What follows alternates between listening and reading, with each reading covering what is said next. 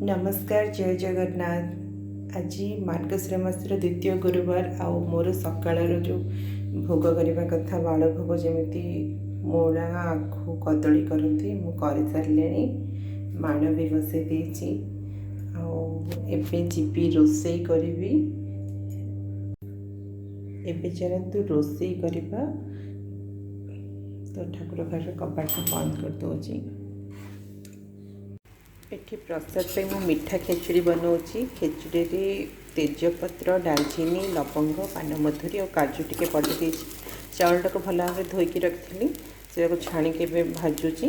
तापर नड़िया चीनी टिके लुण भी मु दिए मीठा खेचुड़ी भी कारण टेस्टा को बैलेंस करे। नड़िया करके रखी पकईदेली और चीनी भी पकईदेली। एबे आम कुकर बंद करदेबा।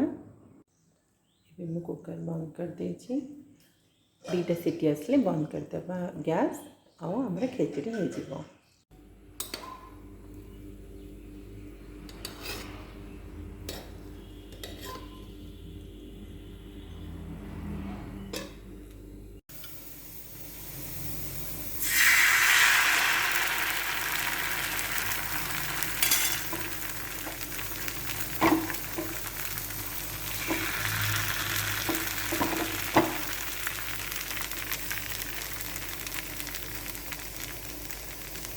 मुझे चितो बनाऊँगी आउ मोर ये खेचुड़ीटा को भी चेंज करके रखी सारे कड़ाई रे।